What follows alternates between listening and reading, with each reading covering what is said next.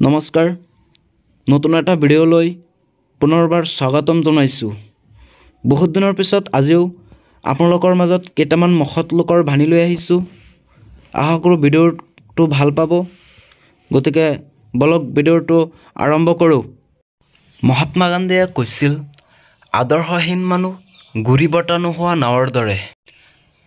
লক্ষ্মীনাথ বেজবৰুৱাই কৈছিল, ভাগ্যক বিশ্বাস নকৰিবা, বিশ্বাস কৰিবা তোমাৰ শক্তিক। ৰামকৃষ্ণ পৰমহংসই কৈছিল, পৃথিৱীৰ আটাইতকৈ বেয়া কাম আনৰ সুনাম নষ্ট কৰা। সুভাষ চন্দ্ৰ বসুৱে কৈছিল, শিক্ষক হৈছে এডাল মমবাতিৰ দৰে, যি নিজে গলি আনক পোহৰ দিয়ে। হেম বৰুৱাই কৈছিল, আশা আছে বাবে পৃথিৱী ইমান ধুনীয়া। হেমচন্দ্ৰ গোস্বামীয়ে কৈছিল, বিদ্যা তাকেহে বোলে যি মুক্তি দিব পাৰে। নবীন চন্দ্ৰ বৰদলৈয়ে কৈছিল, বীৰত্বৰ বল প্ৰয়োগত নহয়, সংযমতহে।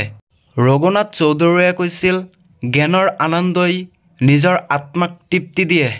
মিত্ৰদেৱ মহন্তই কৈছিল, ভাষা সাহিত্যৰ দেশ।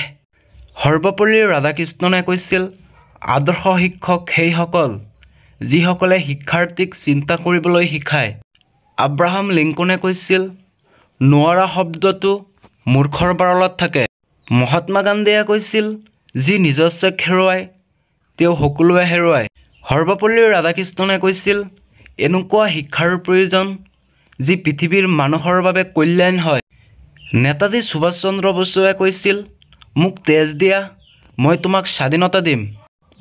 নেপোলিয়নে কৈছিল, এজন অবিশ্বাসী বন্ধুতকৈ এজন বিশ্বাসী শত্ৰু ভাল। এৰিষ্টটলে কৈছিল, শিক্ষাৰ গাখীৰপাৰডাল বৰ তিতা, কিন্তু ইয়াৰ ফল বৰ মিঠা। বুদ্ধদেৱে কৈছিল, কাৰো অন্যায় নকৰিবা, মিছা কথা নকবা, হিংসা নকৰিবা। কবিগুৰু ৰবীন্দ্ৰনাথ ঠাকুৰে কৈছিল, বেদনাই হ'ল প্ৰেমৰ সৰ্বোচ্চ উপহাৰ।